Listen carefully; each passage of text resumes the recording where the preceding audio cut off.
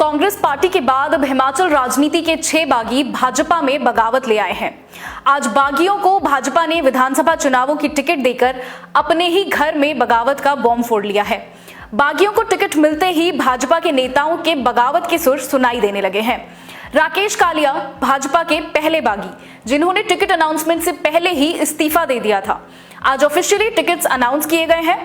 आइए सबसे पहले राकेश कालिया से फोन लाइन पर जुड़कर जानते हैं उनके बागी होने की असली वजह। राकेश कालिया जी, आपने जो रेजिग्नेशन दिया है पार्टी से, उसके पीछे क्या वजह रही? आपकी जो भावनाएं थी उनके बारे में जरा प्लीज हमें बताइए।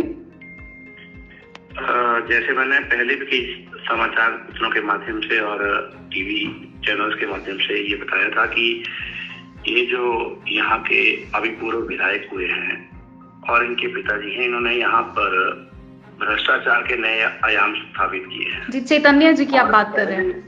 पहले ये कांग्रेस पार्टी से थे, अब ये भारतीय जनता पार्टी में आ गए हैं।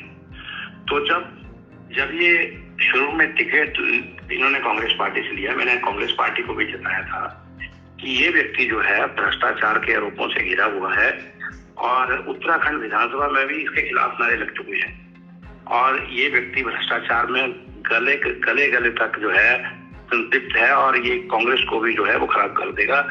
लेकिन उसमें कांग्रेस हाईकमांड ने डिसीजन लिया कि इसको टिकट दिया और उसी विरोध में मैंने कहा कि ये जो इसके ऊपर इतने आरोप हैं और इस व्यक्ति को आप टिकट दे रहे हैं, तो मैंने वहां से रिजाइन कर दिया था और वही काम आज भारतीय जनता पार्टी ने यहाँ पर किया है। मैंने इसके नेतृत्व को भी चलाया है कि ये व्यक्ति हमेशा जो है वो शक के घेरे में रहे हैं और इन लोगों ने अभी बड़ी सर, तो आप कह रहे थे कि आपने नेतृत्व को इसके बारे में आगाह किया था। हाँ, फिर भी इनको अभी शायद भारतीय जनता पार्टी से भी टिकट दे दिया गया है। जी, आज दे दिया गया है। वो टिकट देना तो अलग चीज है। मैंने ये कहा है कि ये भारतीय जनता पार्टी में आके भारतीय जनता पार्टी को भी दूषित कर देंगे। किसी भी पार्टी की विचारधारा ये तो सिखाती नहीं कि आपको भ्रष्टाचार करिए, आप जो है वो लोगों से जो है उसके लिए आप जो है फाइनेंशियल करप्शन करें। इस तरह के बहुत सारे आरोप इनके ऊपर लगे थे, इसलिए मैंने कहा कि अब फिर से ये इस पार्टी में भी इसमें आरोप लगेंगे, तो मैंने वहां से किनारा कर लिया था। ये मेरा जो था कारण था रेजिग्नेशन देने का। जी सर, अगला मेरा इस जो सवाल होगा वो होगा कि आपका नेक्स्ट स्टेप क्या होने जा रहा है? क्या आप कोई और पार्टी से चुनाव लड़ेंगे? अभी मैंने मीटिंग 2-3 दिन में बुलानी है। जो लोग हमारे कहेंगे, जैसे भी इशारा करेंगे, तो मैं लोगों की राय अनुसार जो मेरे समर्थन है चिंतपूर्णी में, गरीब में और ऊना जिला के उन लोगों से बात करके जो जैसे कहेंगे तो ऐसा हम करेंगे। सिर्फ कांग्रेस में आपकी ज्वाइनिंग हो सकती है?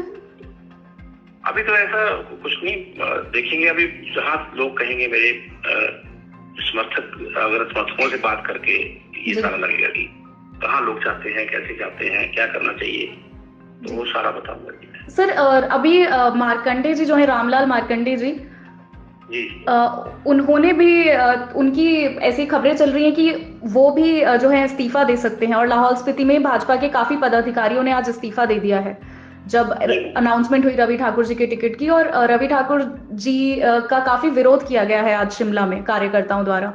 तो सर, इस पर आपका कोई कमेंट, इस पर आप कोई टिप्पणी करना चाहेंगे? हाँ, लोग मैम वैसे तो बहुत लंबा चौड़ा कोई कमेंट नहीं है। हिमाचल में लोग अक्सर पार्टियां ज्यादातर बदलते बहुत कम है, तो जैसे बार बार ये स्थिति आ रही है तो कुछ अच्छा संदेश चुने हुए लोग हैं, चुने हुए लोग बार बार किसी भी क्षेत्र के लोगों को इलेक्शन में ले जाएंगे तो उसका रिएक्शन तो होगा ही। तो मैं ऐसे समझता हूँ, वैसे मैं किसी पार्टी के खिलाफ तो नहीं बोल रहा, लेकिन लोगों का माइंडसेट ऐसा नहीं है कि वो बार बार लोग नेताओं के द्वारा चुने हुए लोगों को, वैसे आम लोग तो पार्टी चेंज करने को बड़ी बात नहीं होती। अगर कोई चुना हुआ नेता पार्टी चेंज करता है और फिर सीट वेकेंट होती है, लोगों को फिर चुनाव में जाना पड़ता है, फिर वही दिखते हैं, फिर वो सारा सरकारी अमला फैला, चुनाव आचार संहिता और सारा उस प्रक्रिया से गुजरना पड़ता है। इस प्रक्रिया से हिमाचल के लोग बड़े शांत प्रवृत्ति के हैं इस मामले में, तो ऐसा लग रहा है कि लोग विरोध करते हैं। जी, थैंक यू सर हमसे बात करने के लिए। Okay ma'am ji, thank you. तो ये थे राकेश कालिया। राकेश कालिया की बातों से साफ है, उन्होंने दूसरी राह चुन ली है। आइए अब चलते हैं धर्मशाला की तरफ। सुधीर शर्मा अभी धर्मशाला नहीं पहुंचे हैं, लेकिन उनके विधानसभा टिकट पाने की जो खबर आई आज, उसने उनसे पहले धर्मशाला पहुंचकर धर्मशाला का सियासी पारा बढ़ा दिया है। भाजपा के पिछले विधानसभा प्रत्याशी जो लास्ट मोमेंट पर अंतिम समय में भाजपा में शामिल हुए थे, राकेश चौधरी, जो इंटेंस गुटबाजी के बावजूद केवल 3000 वोटों से हारे थे, उनकी टिकट काटकर बीजेपी ने आज सुधीर शर्मा को टिकट देने का फैसला सुना दिया है। राकेश चौधरी हमारे साथ फोन लाइन पर मौजूद हैं। सर, सुधीर शर्मा जी की आज टिकट की अनाउंसमेंट हुई है जी, आपका रिएक्शन पहले तो उस पर लेना चाहेंगे। ठीक है, सुधीर शर्मा की हुई है, एक्चुअली तो बहुत बड़ी बात है जी सर। सुधीर शर्मा जी का जी सर, आप टिकट एक्सपेक्ट नहीं कर रहे थे, क्योंकि लोग ऐसा बोल रहे थे कि आपका नाम टिकट के लिए। जिस आदमी ने जिसको हराने के लिए भारतीय जनता पार्टी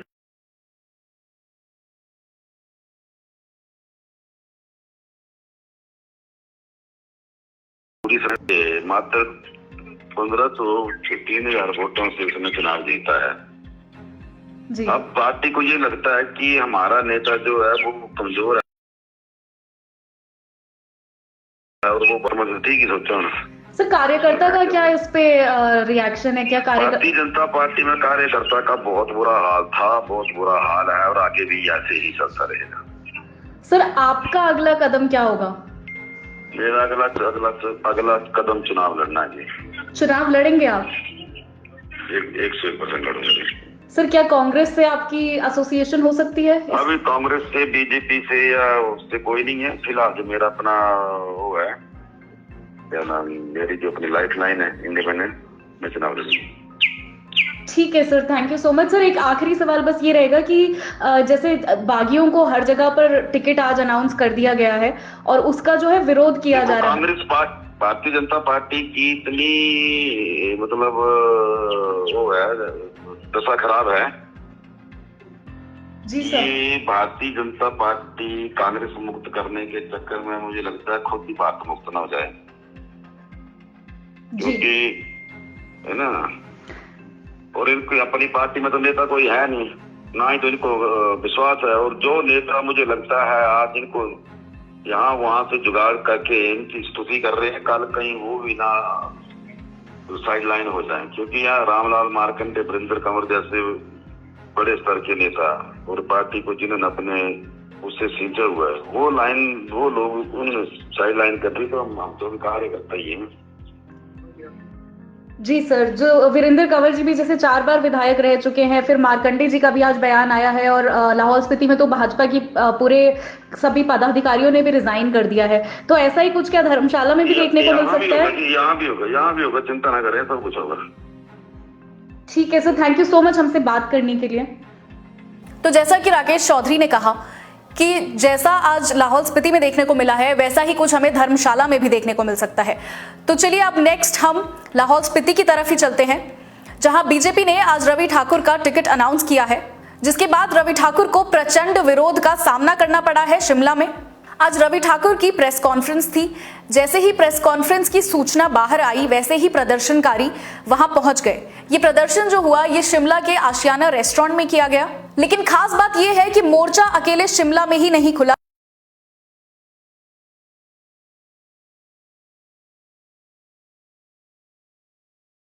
स्पीति हर हाल में चुनाव लड़ेंगे। हालांकि उन्होंने अभी पार्टी को लेकर अपना कोई रुख स्पष्ट नहीं किया है कि वो निर्दलीय चुनाव लड़ेंगे या वो कांग्रेस पार्टी की तरफ से चुनाव लड़ेंगे, लेकिन सूत्रों के हवाले से ये खबर आ रही है कि कांग्रेस में रामलाल मार्कंडे की ज्वाइनिंग जल्द ही हो सकती है। 6 के 6 बागियों को भाजपा ने चुनावी मैदान में उतार दिया है विधानसभा चुनावों में। हमने अभी धर्मशाला, लाहौल स्पीति और गगरेट के बारे में बात की, लेकिन आपको बता दें कि हालात कुटलेहड़ में भी सामान्य नहीं है, जहां बीजेपी ने देवेंद्र कुमार भुट्टो को टिकट दे दी है। आइए 4 बार विधायक और पूर्व में मंत्री रहे वीरेंद्र कंवर से इस बारे में बातचीत करते हैं। वो हमारे साथ फोन लाइन पर जुड़े हैं। सर, जो टिकट दी गई है भुट्टो जी को जी, उस पे आपका क्या रिएक्शन है सर? क्योंकि आप भी, आपका मतलब आप एक काफी आपकी एस्टैब्लिश्ड लीडरशिप है वहां पर। हाईकमांड का फैसला है जी, लेकिन वर्करों में इसका रोष है वर्कर चाहते हैं कि मेरिट पर हो, सर्वे के ऊपर, सर्वे के आधार के ऊपर ही जो है वो टिकट आवंटन होना चाहिए। कार्यकर्ताओं की भावनाओं को जो है वो सुना जाना चाहिए। जी सर, आपका पर्सनल इस पर क्या रिएक्शन है? क्या आप पार्टी के निर्णय के साथ हैं? मैं तो जो कार्यकर्ताओं का जो भावना होगी उनके उनके बीच में बैठूंगा, वो जो कहेगी मैं वो करूंगा जी। लेकिन हम अभी भी पार्टी हमारे लिए सर्वोपरि है। पार्टी जो है वो हमें पूरी उम्मीद है कि इसके ऊपर जो है वो पुनर्विचार करेंगे। जी सर, लाहौल स्पीति में भी जैसे रवि ठाकुर को टिकट दिया गया, वो मैं उस पर नहीं कुछ कहूंगा, और अपना मार्कंडे जी का अपना फैसला है। लेकिन मैं ये कहूंगा कि पार्टी पुनर्विचार करे। अभी बहुत टाइम है, सर्वे होना चाहिए। कार्यकर्ता दुखी है जी।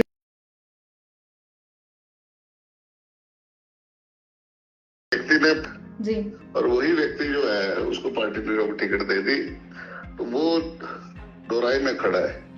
इस करके वो ये चाहते हैं कि हमारे लिए पार्टी सर्वोपरि, हम पार्टी को भी नहीं छोड़ सकते, और साथ में पार्टी से हम आग्रह कर सकते हैं कि उसको पुनर्विचार करें। जी सर, ठीक है sir, thank you so much हमसे बात करने के लिए।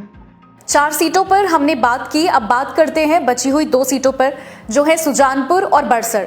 सुजानपुर जहां से राजेंद्र राणा को भाजपा ने आज टिकट दिया है, और बड़सर जहां से इंद्रदत्त लखनपाल को टिकट दिया गया है। इन 2 सीटों पर बात करने के लिए हमारे साथ राजनीतिक विश्लेषक पंकज पंडित जी मौजूद है। राजेंद्र राणा को जो टिकट दिया गया है, तो उनकी जो कॉन्स्टिट्यूएंसी है वो धूमल फैमिली का भी गढ़ है, तो भाजपा ये वहां पर मतलब कैसी राजनीतिक सफर पर निकलने की कोशिश करी है? क्या उनका रहेगा फ्यूचर वहां पर? पिछली बार मुझे याद है एक बहुत ही इमोशनल रोने का वीडियो भी आया था, अनुराग ठाकुर भी रो पड़े थे स्पीच के दौरान। उनकी सीट मुझे लगता है कि राजेंद्र राणा और धूमल परिवार का न केवल राजनीतिक बल्कि कहीं ना कहीं पारिवारिक द्वेष भी है आपस में, क्योंकि आज प्रेम कुमार धूमल की राजनीति जिस हाशिए पे पहुंची है उसके जवाब दे कहीं ना कहीं पे राजेंद्र राणा है।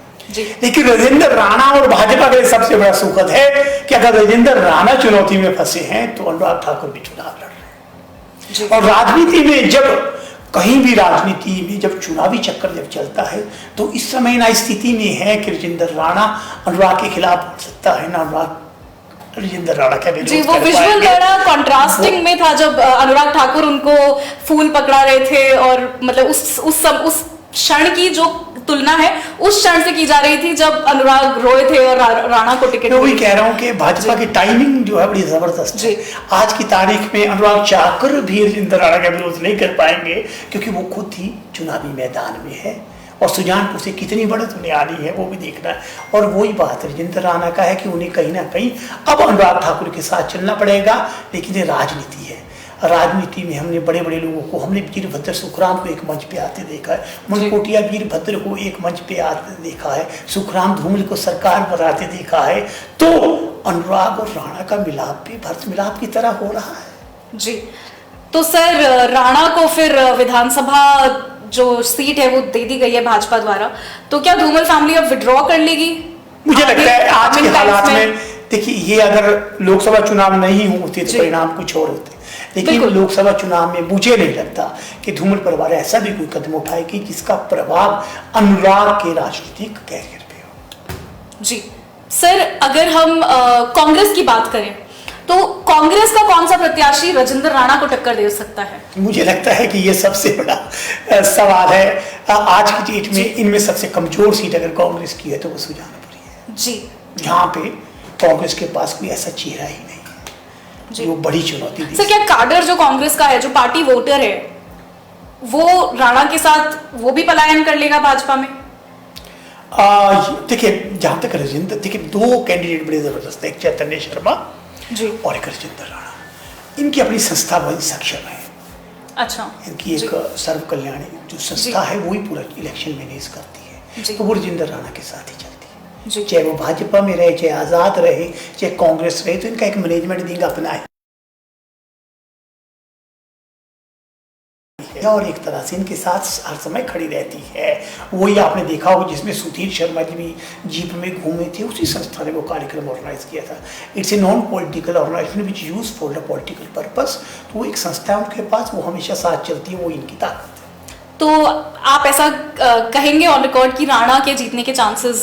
मुझे लगता है कि निश्चित तौर पर आज की परिस्थिति में इनमें सबसे सुख स्थिति में बागियों में कहीं ना कहीं रजिंदर राणा नजर आ रहा है। जी, इंद्रदत्त लखनपाल, उनका तो ये भी खबरें आ गई थी, मतलब कुछ सूत्रों के हवाले से, जब मुख्यमंत्री ने कहा था कि कुछ बागी जो हैं उन्होंने उनसे संपर्क साधा है और माफी भी मांगी है। जब ये सब हुआ था उसी दौरान, जिस दिन बागियों को ले जाया गया था भाजपा द्वारा सीआरपीएफ और हरियाणा पुलिस के साथ, उसके अगले दिन ही सुक्खू साहब ने कहा था कि जो है कुछ बागी उनसे वापस संपर्क साधने की कोशिश कर रहे हैं। तो क्या आपको लगता है कि इंद्रदत्त लखनपाल, जैसा कि सूत्रों के हवाले से खबर मिली थी कि इंद्रदत्त लखनपाल उनमें से एक बस सीएम से बात करने की कोशिश कर रहे हैं, क्या उनको इमीडिएट रिग्रेट हुआ था या उन्होंने जल्दबाजी में फैसला ले लिया? देखिए, आप इंद्रदत्त का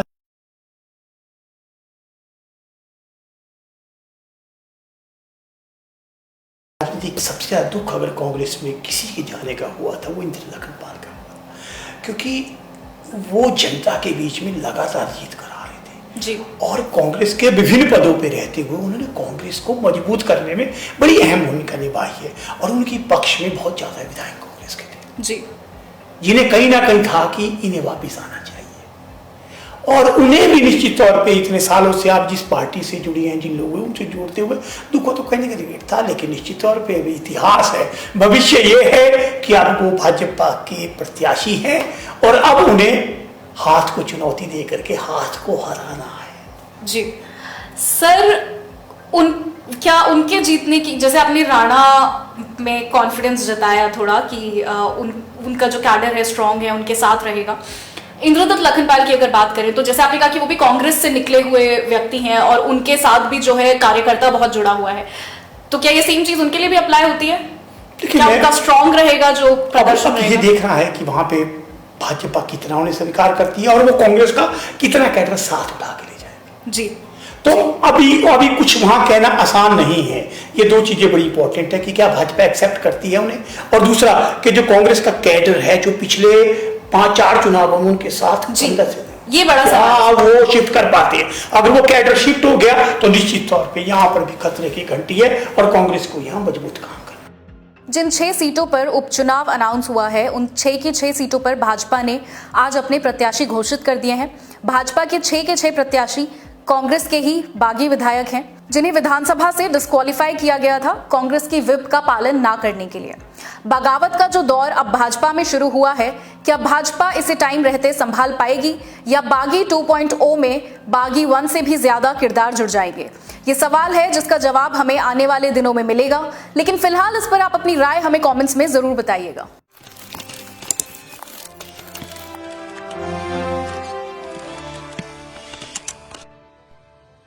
कांग्रेस पार्टी के बाद अब हिमाचल राजनीति के 6 बागी भाजपा में बगावत ले आए हैं। आज बागियों को भाजपा ने विधानसभा चुनावों की टिकट देकर अपने ही घर में बगावत का बॉम्ब फोड़ लिया है। बागियों को टिकट मिलते ही भाजपा के नेताओं के बगावत के सुर सुनाई देने लगे हैं। राकेश कालिया भाजपा के पहले बागी, जिन्होंने टिकट अनाउंसमेंट से पहले ही इस्तीफा दे दिया था, आज ऑफिशियली टिकट्स अनाउंस किए गए हैं। आइए सबसे पहले राकेश कालिया से फोन लाइन पर जुड़कर जानते हैं उनके बागी होने की असली वजह।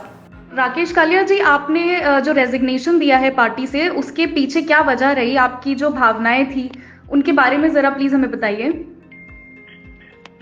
जैसे मैंने पहले भी कई समाचार पत्रों के माध्यम से और टीवी चैनल्स के माध्यम से ये बताया था कि ये जो यहाँ के अभी पूर्व विधायक हुए हैं और इनके पिताजी हैं, इन्होंने यहाँ पर भ्रष्टाचार के नए आयाम स्थापित किए हैं। जी, चैतन्य जी की आप बात कर रहे हैं। पहले ये कांग्रेस पार्टी से थे, अब ये भारतीय जनता पार्टी में आ गए हैं।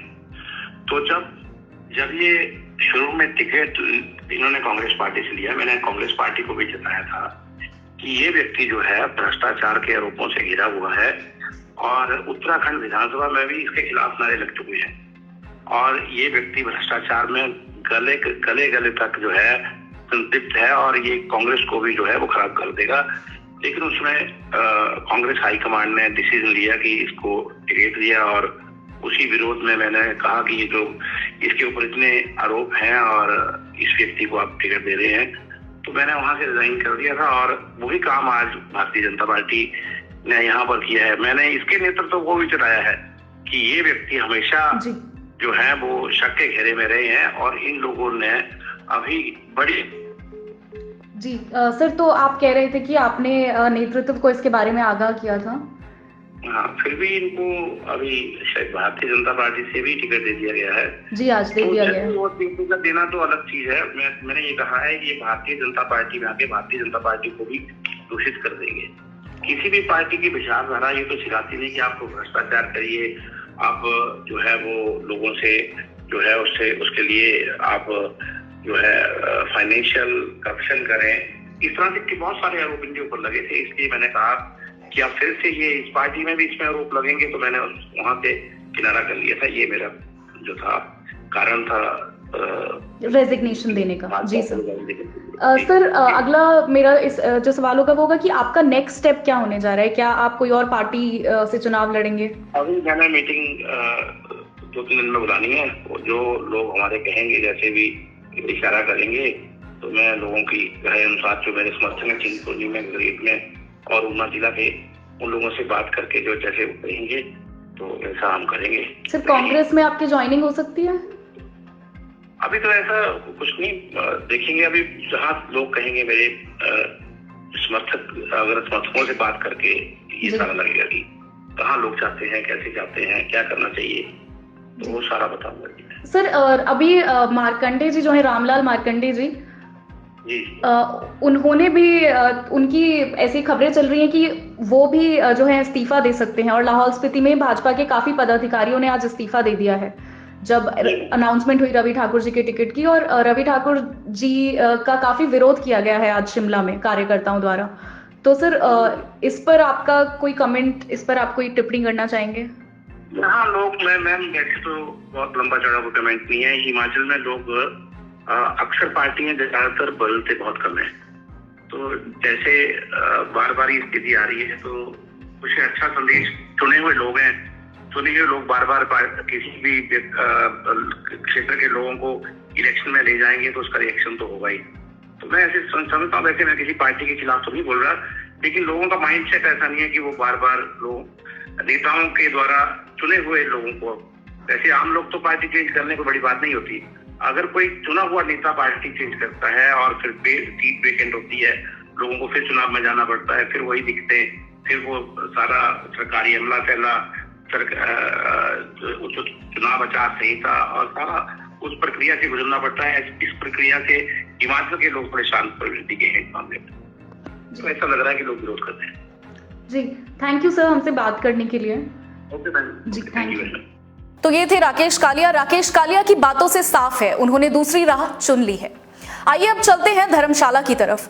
सुधीर शर्मा अभी धर्मशाला नहीं पहुंचे हैं, लेकिन उनके विधानसभा टिकट पाने की जो खबर आई आज, उसने उनसे पहले धर्मशाला पहुंचकर धर्मशाला का सियासी पारा बढ़ा दिया है।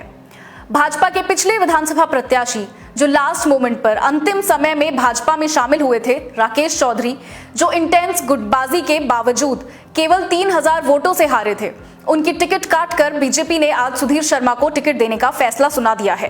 राकेश चौधरी हमारे साथ फोन लाइन पर मौजूद हैं। सर सुधीर शर्मा जी की आज टिकट की अनाउंसमेंट हुई है जी, आपका रिएक्शन पहले तो उस पर लेना चाहेंगे? ठीक है, सुधीर शर्मा की हुई है, एक्चुअली तो बहुत बड़ी बात है जी सर। सुधीर शर्मा जी का जी सर, आप टिकट एक्सपेक्ट नहीं कर रहे थे, क्योंकि लोग ऐसा बोल रहे थे कि आपका नाम टिकट के लिए। जिस आदमी ने जिसको हराने के लिए भारतीय जनता पार्टी की पूरी सरकार लग गई थी, उसके बावजूद उसने सुधीर जैसे बड़े नेता को, जिसने करोड़ों रुपया खर्च करके मात्र 1500-3000 वोटों से उसने चुनाव जीता है जी। अब पार्टी को ये लगता है कि हमारा नेता जो है वो कमजोर है और वो बड़ा महान है, तो पार्टी ने सोचा होगा तो अपने अंतरात्मा से ठीक ही सोचा होना। सर कार्यकर्ता का क्या इस पे रिएक्शन है? क्या भारतीय जनता पार्टी में कार्यकर्ता का बहुत बुरा हाल था, बहुत बुरा हाल है और आगे भी ऐसे ही चलता रहेगा। सर आपका अगला कदम क्या होगा? मेरा अगला कदम चुनाव लड़ना है जी। चुनाव लड़ेंगे आप?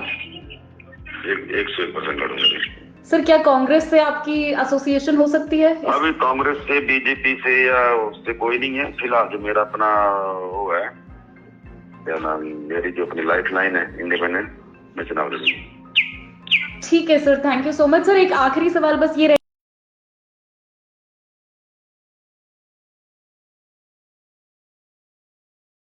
कि उसका जनता पार्टी की इतनी मतलब वो है, दशा खराब है जी सर, कि भारतीय जनता पार्टी कांग्रेस मुक्त करने के चक्कर में मुझे लगता है खुद ही भारत मुक्त ना हो जाए, जी क्योंकि है ना, और इनकी अपनी पार्टी में तो नेता कोई है नहीं, ना ही तो इनको विश्वास है। और जो नेता मुझे लगता है आज इनको यहाँ वहां से जुगाड़ करके इनकी स्तुति कर रहे हैं, कल कहीं वो भी ना साइड लाइन हो जाए, क्योंकि यहाँ रामलाल मार्कंडे, वीरेंद्र कंवर जैसे बड़े स्तर के नेता और पार्टी को जिन्होंने अपने उससे सींचा हुआ है, वो लोग उन साइड लाइन कर रही, तो हम तो कार्यकर्ता ही हैं।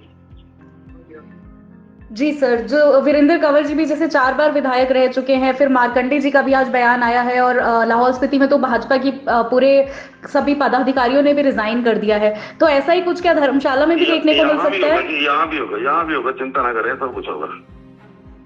ठीक है sir, thank you so much हमसे बात करने के लिए। तो जैसा कि राकेश चौधरी ने कहा कि जैसा आज लाहौल स्पीति में देखने को मिला है, वैसा ही कुछ हमें धर्मशाला में भी देखने को मिल सकता है। तो चलिए अब नेक्स्ट हम लाहौल स्पीति की तरफ ही चलते हैं, जहां बीजेपी ने आज रवि ठाकुर का टिकट अनाउंस किया है, जिसके बाद रवि ठाकुर को प्रचंड विरोध का सामना करना पड़ा है शिमला में। आज रवि ठाकुर की प्रेस कॉन्फ्रेंस थी। जैसे ही प्रेस कॉन्फ्रेंस की सूचना बाहर आई, वैसे ही प्रदर्शनकारी वहां पहुंच गए। ये प्रदर्शन जो हुआ, ये शिमला के आशियाना रेस्टोरेंट में किया गया। लेकिन खास बात यह है कि मोर्चा अकेले शिमला में ही नहीं खुला, लाहौल स्पीति में भी भाजपा से पूर्व में मंत्री रहे रामलाल मार्कंडे ने भी बगावत के सुर अपना लिए और घोषणा की कि वो हर हाल में चुनाव लड़ेंगे। हालांकि उन्होंने अभी पार्टी को लेकर अपना कोई रुख स्पष्ट नहीं किया है कि वो निर्दलीय चुनाव लड़ेंगे या वो कांग्रेस पार्टी की तरफ से चुनाव लड़ेंगे, लेकिन सूत्रों के हवाले से ये खबर आ रही है कि कांग्रेस में रामलाल मार्कंडे की ज्वाइनिंग जल्द ही हो सकती है। 6 के 6 बागियों को भाजपा ने चुनावी मैदान में उतार दिया है विधानसभा चुनावों में। हमने अभी धर्मशाला, लाहौल स्पीति और गगरेट के बारे में बात की, लेकिन आपको बता दें कि हालात कुटलेहड़ में भी सामान्य नहीं है, जहां बीजेपी ने देवेंद्र कुमार भुट्टो को टिकट दे दी है। आइए 4 बार विधायक और पूर्व में मंत्री रहे वीरेंद्र कंवर से इस बारे में बातचीत करते हैं। वो हमारे साथ फोन लाइन पर जुड़े हैं। सर, जो टिकट दी गई है भुट्टो जी को जी, उस पे आपका क्या रिएक्शन है सर? क्योंकि आप भी, आपका मतलब आप एक काफी आपकी एस्टैब्लिश्ड लीडरशिप है वहां पर। एक हाईकमांड का फैसला है जी, लेकिन वर्करों में इसका रोष है। वर्कर चाहते हैं कि मेरिट पर हो, सर्वे के ऊपर, सर्वे के आधार के ऊपर ही जो है वो टिकट आवंटन होना चाहिए। कार्यकर्ताओं की भावनाओं को जो है वो सुना जाना चाहिए। जी सर, आपका पर्सनल इस पर क्या रिएक्शन है? क्या आप पार्टी के निर्णय के साथ हैं? मैं तो जो कार्यकर्ताओं का जो भावना होगी उनके बीच में बैठूंगा, वो जो कहेगी मैं वो करूंगा जी। लेकिन हम अभी भी, पार्टी हमारे लिए सर्वोपरि है। पार्टी जो है वो, हमें पूरी उम्मीद है कि इसके ऊपर जो है वो पुनर्विचार करेंगे जी। सर, लाहौल स्पीति में भी जैसे रवि ठाकुर को टिकट दिया गया, वो मैं उस पर पहले कुछ कहूंगा, और अपना मार्कंडे जी का अपना फैसला है, लेकिन मैं ये कहूंगा कि पार्टी पुनर्विचार करे। अभी बहुत टाइम है, सर्वे होना चाहिए। कार्यकर्ता दुखी है जी जिस व्यक्ति ने 15 महीने उनको प्रताड़ित किया, जी जलील किया, जी, और वही व्यक्ति जो है उसको पार्टी ने टिकट दे दी, तो वो दोराई में खड़ा है। इस करके वो ये चाहते हैं कि हमारे लिए पार्टी सर्वोपरि, हम पार्टी को भी नहीं छोड़ सकते, और साथ में पार्टी से हम आग्रह कर सकते हैं कि उसको पुनर्विचार करें। जी सर, ठीक है sir, thank you so much हमसे बात करने के लिए। 4 सीटों पर हमने बात की, अब बात करते हैं बची हुई 2 सीटों पर, जो है सुजानपुर और बड़सर। सुजानपुर जहां से राजेंद्र राणा को भाजपा ने आज टिकट दिया है, और बड़सर जहां से इंद्रदत्त लखनपाल को टिकट दिया गया है। इन 2 सीटों पर बात करने के लिए हमारे साथ राजनीतिक विश्लेषक पंकज पंडित जी मौजूद है। राजेंद्र राणा को जो टिकट दिया गया है, तो उनकी जो कॉन्स्टिट्यूएंसी है वो धूमल फैमिली का भी गढ़ है, तो भाजपा ये वहां पर मतलब कैसी राजनीतिक सफर पर निकलने की कोशिश करिए, क्या उनका रहेगा फ्यूचर वहां पर? पिछली बार मुझे याद है एक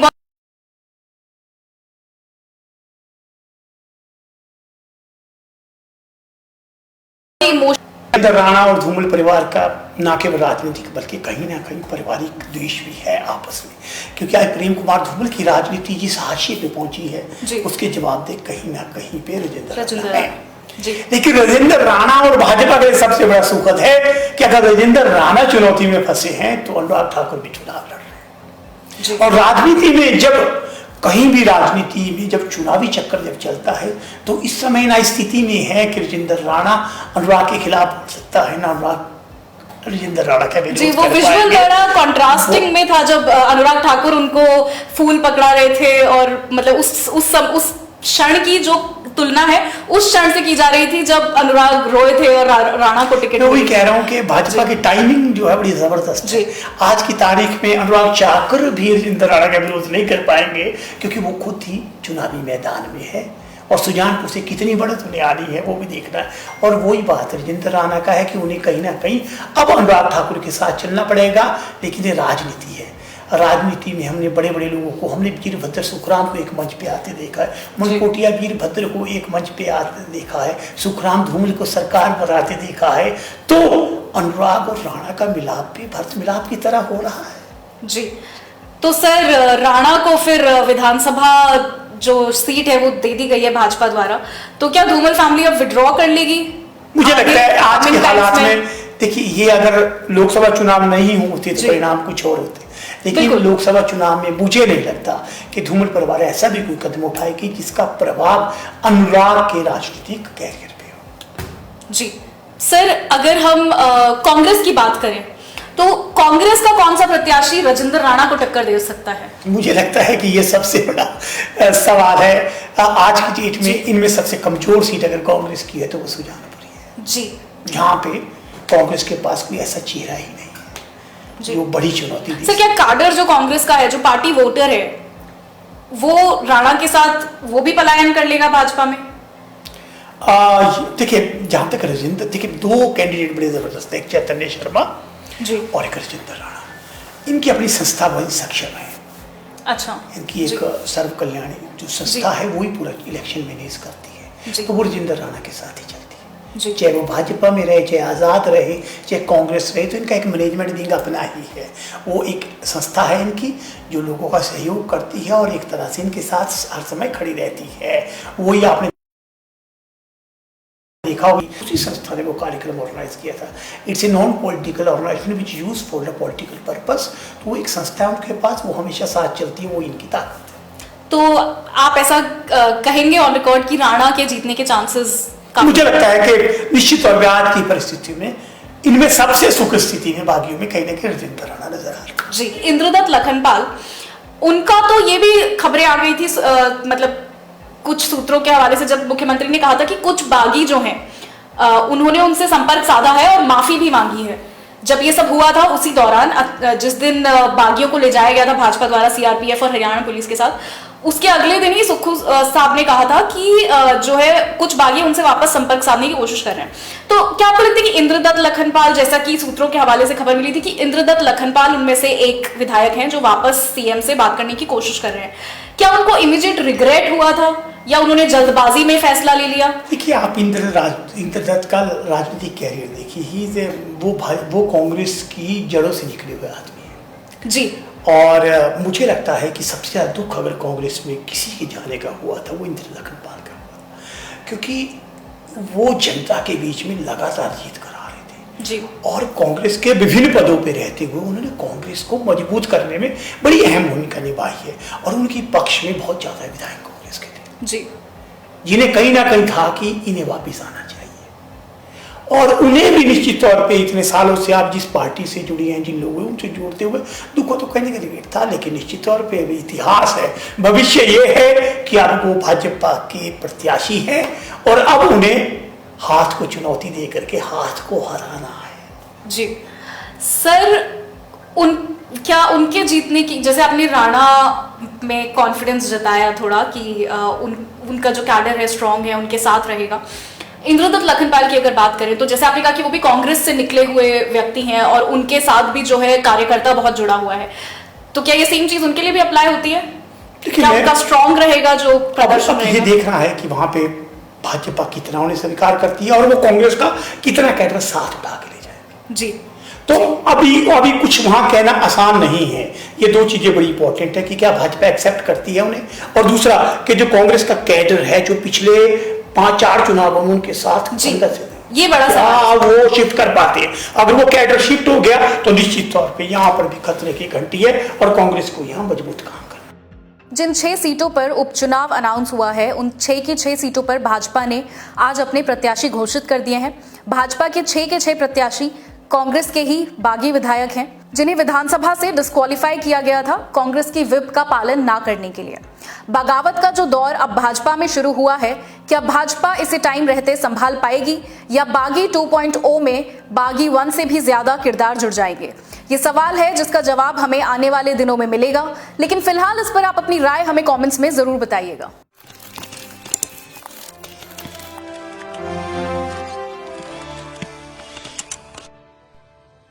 कांग्रेस पार्टी के बाद अब हिमाचल राजनीति के 6 बागी भाजपा में बगावत ले आए हैं। आज बागियों को भाजपा ने विधानसभा चुनावों की टिकट देकर अपने ही घर में बगावत का बॉम्ब फोड़ लिया है। बागियों को टिकट मिलते ही भाजपा के नेताओं के बगावत के सुर सुनाई देने लगे हैं। राकेश कालिया भाजपा के पहले बागी जिन्होंने टिकट अनाउंसमेंट से पहले ही इस्तीफा दे दिया था, आज ऑफिशियली टिकट्स अनाउंस किए गए हैं। आइए सबसे पहले राकेश कालिया से फोन लाइन पर जुड़कर जानते हैं उनके बागी होने की असली वजह। राकेश कालिया जी, आपने जो रेजिग्नेशन दिया है पार्टी से, उसके पीछे क्या वजह रही? आपकी जो भावनाएं थी उनके बारे में जरा प्लीज हमें बताइए। जैसे मैंने पहले भी कई समाचार कि ये जो यहाँ के अभी पूर्व विधायक हुए हैं और इनके पिताजी हैं, इन्होंने यहाँ पर भ्रष्टाचार के नए आयाम स्थापित किए हैं। जी, चैतन्य जी की आप बात कर रहे हैं। पहले ये कांग्रेस पार्टी से थे, अब ये भारतीय जनता पार्टी में आ गए हैं।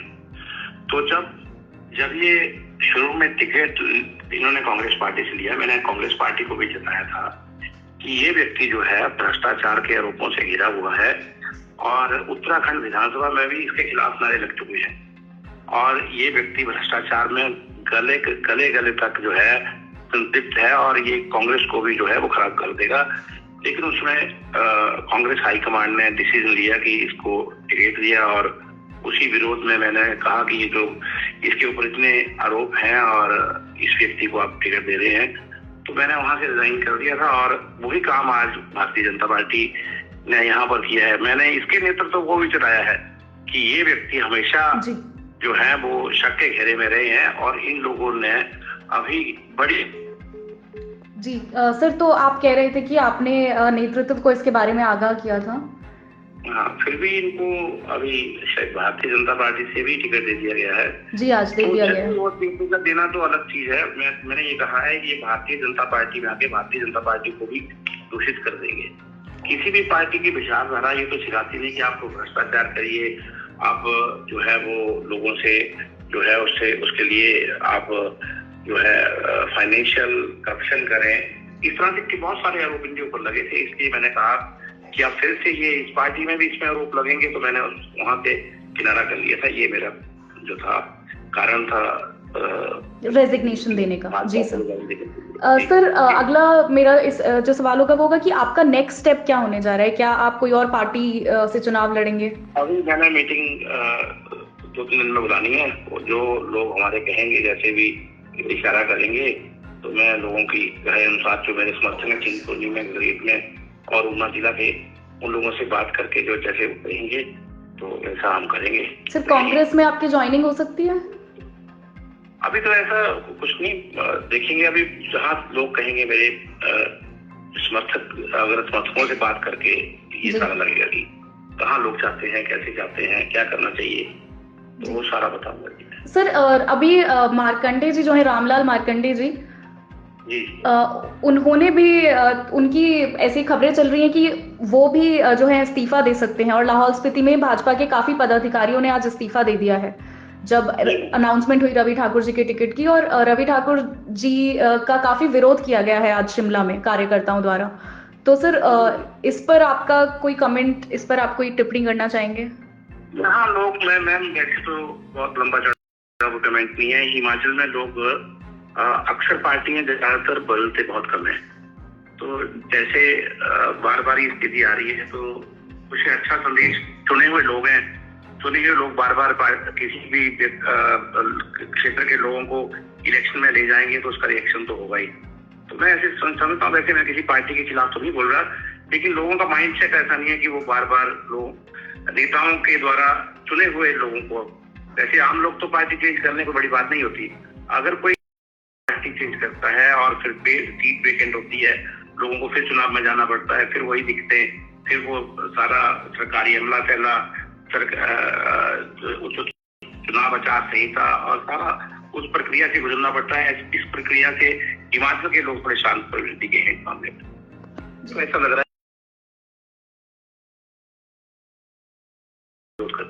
Thank you sir. थे राकेश कालिया। राकेश कालिया की बातों से साफ है, उन्होंने दूसरी राह चुन ली है। आइए अब चलते हैं धर्मशाला की तरफ।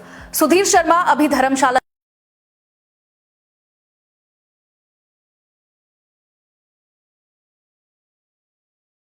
नहीं, विधानसभा पहुंच सियासी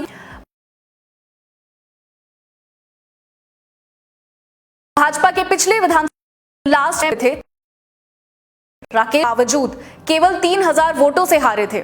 उनकी टिकट काटकर बीजेपी ने आज सुधीर शर्मा को टिकट देने का फैसला सुना दिया है। राकेश चौधरी हमारे साथ फोन लाइन पर मौजूद हैं। सर, सुधीर शर्मा जी की आज टिकट, जी आपका रिएक्शन पहले तो उस पे लेना चाहेंगे। ठीक है, सुधीर शर्मा की हुई है। सर जी, सर आप टिकट एक्सपेक्ट नहीं कर रहे थे, क्योंकि लोग ऐसा बोल रहे थे कि आपका नाम टिकट के लिए। जिस आदमी ने, जिसको हराने के लिए भारतीय जनता पार्टी की पूरी सरकार लग गई थी, उसके बावजूद उसने सुधीर जैसे बड़े नेता को, जिसने करोड़ों रुपया खर्च करके मात्र 1500 से 3000 वोटों से उसने चुनाव जीता है। जी। अब पार्टी को ये लगता है कि हमारा नेता जो है वो कमजोर है और वो बड़ा महान है, तो पार्टी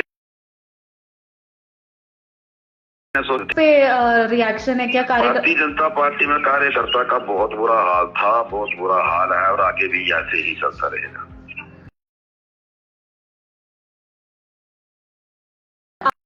अगला कदम चुनाव लड़ना है। चुनाव लड़ेंगे आप? 101% लड़ूंगा। सर, क्या कांग्रेस से आपकी एसोसिएशन हो सकती है? अभी कांग्रेस से, बीजेपी से या उससे कोई नहीं है फिलहाल। वो है क्या नाम, मेरी जो अपनी लाइफ लाइन है इंडिपेंडेंट, मैं चुनाव लड़ूंगा। ठीक है sir, thank you so much. Sir, एक आखिरी सवाल बस ये रहेगा कि जैसे बागियों को हर जगह पर टिकट आज अनाउंस कर दिया गया है और उसका जो है विरोध किया जा रहा है। कांग्रेस पार्टी मतलब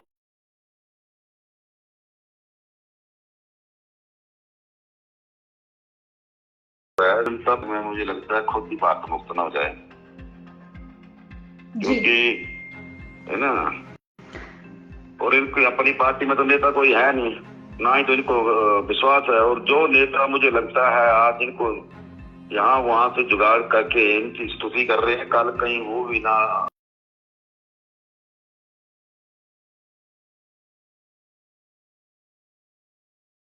और जैसे उससे सींचा हुआ है वो लाइन, वो लोग उन साइड लाइन कर रही, तो हम तो कार्यकर्ता ही है। जी सर, जो वीरेंद्र कंवर जी भी जैसे 4 बार विधायक रह चुके हैं, फिर मार्कंडे जी का भी आज बयान आया है और लाहौल स्थिति में तो सभी पदाधिकारियों ने भी रिजाइन कर दिया है, तो ऐसा ही कुछ क्या धर्मशाला में भी देखने को मिल सकता है? यहाँ भी होगा, चिंता ना करें, सब कुछ होगा। ठीक है sir, thank you so much हमसे बात करने के लिए। ने कहा कि जैसा आज लाहौल स्पीति में देखने को मिला है वैसा ही कुछ हमें धर्मशाला में भी देखने को मिल सकता है। तो चलिए अब नेक्स्ट हम लाहौल स्पीति की तरफ ही चलते हैं, जहां ने टिकट अनाउंस किया है, जिसके बाद रवि ठाकुर को प्रचंड विरोध का सामना करना पड़ा है शिमला में। आज रवि ठाकुर की प्रेस कॉन्फ्रेंस थी। जैसे ही प्रेस कॉन्फ्रेंस की सूचना बाहर आई वैसे ही प्रदर्शनकारी वहां पहुंच गए। ये प्रदर्शन जो हुआ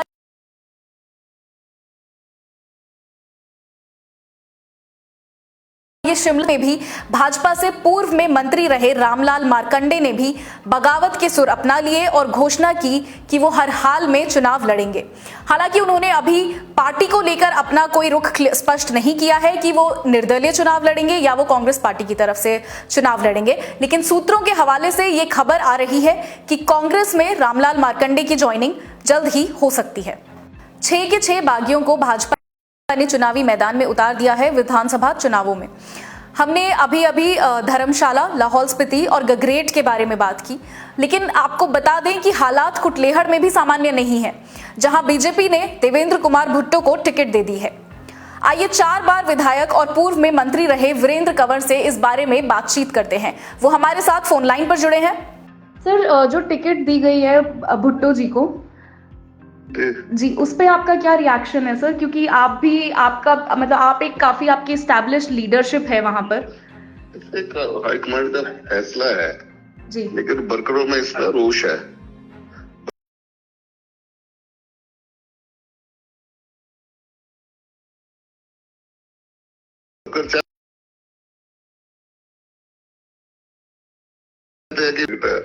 पर्सनल इस पर क्या रिएक्शन है? क्या आप पार्टी के निर्णय के साथ हैं? मैं तो जो कार्यकर्ताओं का जो भावना होगी उनके बीच में बैठूंगा, वो जो कहेगी मैं वो करूंगा जी। लेकिन हम अभी भी पार्टी हमारे लिए सर्वोपरि है। पार्टी जो है वो हमें पूरी उम्मीद है कि इसके ऊपर जो पुनर्विचार करेंगे। जी सर, लाहौल स्पीति में भी जैसे रवि ठाकुर को टिकट दिया गया, वो मैं उस पर पहले कुछ कहूंगा, और अपना मार्कंडे जी का अपना फैसला है, लेकिन मैं ये कहूंगा कि पार्टी पुनर्विचार करे। अभी बहुत टाइम है, सर्वे 15 महीने उनको प्रताड़ित किया जी, जलील किया जी, और वही व्यक्ति जो है उसको पार्टी ने टिकट दे दी, तो वो दोराई में खड़ा है। इस करके वो ये चाहते हैं कि हमारे लिए पार्टी सर्वोपरि, हम पार्टी को भी नहीं छोड़ सकते, और साथ में पार्टी से हम आग्रह कर सकते हैं कि उसको पुनर्विचार करें। जी सर, ठीक है sir, thank you so much हमसे बात करने के लिए। 4 सीटों पर हमने बात की, अब बात करते हैं बची हुई 2 सीटों पर, जो है सुजानपुर और बड़सर।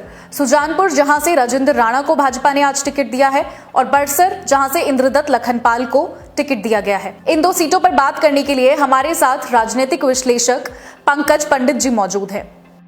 राजेंद्र राणा को जो टिकट दिया गया है, तो उनकी जो कॉन्स्टिट्यूएंसी है वो धूमल फैमिली का भी गढ़ है, तो भाजपा ये वहां पर मतलब कैसी राजनीतिक सफर पर निकलने की कोशिश करिए, क्या उनका रहेगा फ्यूचर वहां पर?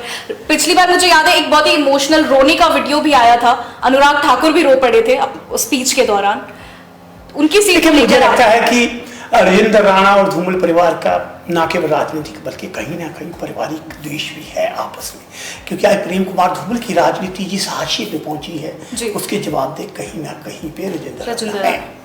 लेकिन राजेंद्र राणा और भाजपा का सबसे बड़ा सुखद है कि अगर राजेंद्र राणा चुनौती में फंसे हैं तो अनुराग ठाकुर भी चुनाव लड़ रहे हैं। और राजनीति में जब कहीं भी राजनीति में जब चुनावी चक्कर जब चलता है तो इस समय ना स्थिति में है कि राजेंद्र राणा अनुराग के खिलाफ बोल सकता है, ना अनुराग राजेंद्र राणा का जी। वो विजुअल बड़ा कॉन्ट्रास्टिंग में था जब अनुराग ठाकुर उनको फूल पकड़ा रहे थे, और मतलब उस क्षण की जो तुलना है उस क्षण से की जा रही थी जब अनुराग रोए थे और राणा को टिकट। मैं वही कह रहा हूँ कि भाजपा की टाइमिंग जो है बड़ी जबरदस्त है।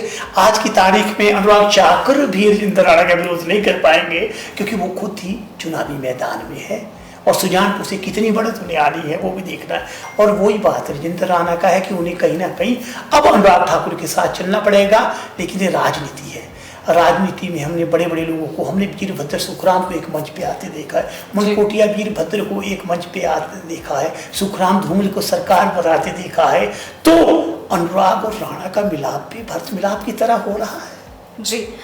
तो सर, राणा को फिर विधानसभा जो सीट है वो दे दी गई है भाजपा द्वारा, तो क्या धूमल फैमिली, मुझे लगता है आज के हालात में, देखिए ये अगर लोकसभा चुनाव नहीं होते तो परिणाम कुछ और होते, लेकिन लोकसभा चुनाव में मुझे नहीं लगता कि धूमल परिवार ऐसा भी कोई कदम उठाएगी जिसका प्रभाव अनुराग के राजनीतिक कैरियर पे हो। जी सर, अगर हम कांग्रेस की बात करें तो कांग्रेस का कौन सा प्रत्याशी राजेंद्र राणा को टक्कर दे सकता है? मुझे लगता है कि ये सबसे बड़ा सवाल है आज की डेट में। इनमें सबसे कमजोर सीट अगर कांग्रेस की है तो वो सुजानपुरी है जी, जहाँ पे कांग्रेस के पास कोई ऐसा चेहरा ही नहीं है जी। जो बड़ी चुनौती दी। सर, क्या काडर जो कांग्रेस का है, जो पार्टी वोटर है, वो राणा के साथ वो भी पलायन कर लेगा भाजपा में? देखिए, जहां तक राजेंद्र, देखिए दो कैंडिडेट बड़े जबरदस्त है, एक चैतन्य शर्मा जी और एक राजेंद्र राणा। इनकी अपनी संस्था बड़ी सक्षम है। अच्छा, इनकी एक सर्व कल्याणी जो संस्था है वो ही पूरा इलेक्शन मैनेज करती है, जी। तो वो राजेंद्र राणा के साथ ही चलती है। जी। चाहे वो भाजपा में रहे, चाहे आज़ाद रहे, चाहे कांग्रेस रहे, तो इनका एक मैनेजमेंट विंग अपना ही है। वो एक संस्था है इनकी जो लोगों का सहयोग करती है और एक तरह से इनके साथ हर समय खड़ी रहती है। वही आपने देखा होगा जिसमें सुधीर शर्मा जी भी जीप में घूमे थे, उसी संस्था ने वो कार्यक्रम ऑर्गेनाइज किया था। It's a non political organization which use for the political purpose. तो वो एक संस्था है उनके पास, वो हमेशा साथ चलती है, वो इनकी ताकत है। तो आप ऐसा कहेंगे ऑन रिकॉर्ड कि राणा के जीतने के चांसेस?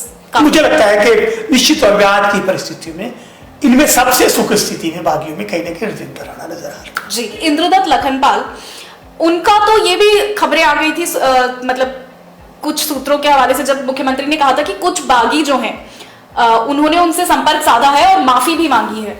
जब ये सब हुआ था उसी दौरान, जिस दिन बागियों को ले जाया गया था भाजपा द्वारा सीआरपीएफ और हरियाणा पुलिस के साथ, उसके अगले दिन ही सुक्खू साहब ने कहा था कि जो है कुछ बागी उनसे वापस संपर्क साधने की कोशिश कर रहे हैं।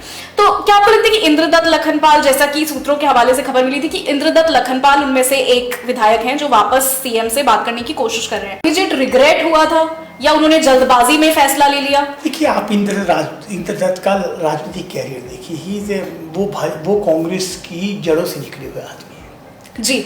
और मुझे लगता है कि सबसे ज्यादा दुख अगर कांग्रेस में किसी के जाने का उनका, क्योंकि वो जनता के बीच में लगातार जीत कर आ रहे थे जी। और कांग्रेस के विभिन्न पदों पे रहते हुए उन्होंने कांग्रेस को मजबूत करने में बड़ी अहम भूमिका निभाई है और उनके पक्ष में बहुत ज्यादा विधायक कांग्रेस के थे जी, जिन्हें कहीं ना कहीं था कि इन्हें वापिस आना चाहिए।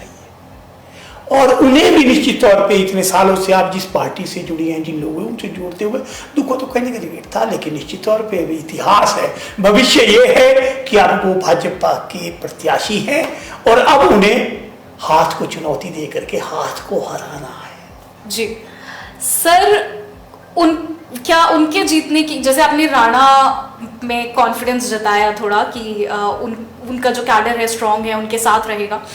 इंद्रदत्त लखनपाल की अगर बात करें तो जैसे आपने कहा कि वो भी कांग्रेस से निकले हुए व्यक्ति हैं और उनके साथ भी जो है कार्यकर्ता बहुत जुड़ा हुआ है, तो क्या ये सेम चीज उनके लिए भी अप्लाई होती है? क्या उनका स्ट्रांग रहेगा जो प्रदर्शन रहेगा? ये देखना है कि वहां पे भाजपा कितना उन्हें स्वीकार करती है और वो कांग्रेस का कितना कैडर साथ उठा के ले जाएगा जी। तो अभी कुछ वहां कहना आसान नहीं है। ये दो चीजें बड़ी इंपॉर्टेंट है कि क्या भाजपा एक्सेप्ट करती है उन्हें, और दूसरा कि जो कांग्रेस का कैडर है जो पिछले 5-4 चुनावों में उनके साथ जी, ये बड़ा सवाल, वो शिफ्ट कर पाते हैं। अगर वो कैडर शिफ्ट हो गया तो निश्चित तौर पे यहाँ पर भी खतरे की घंटी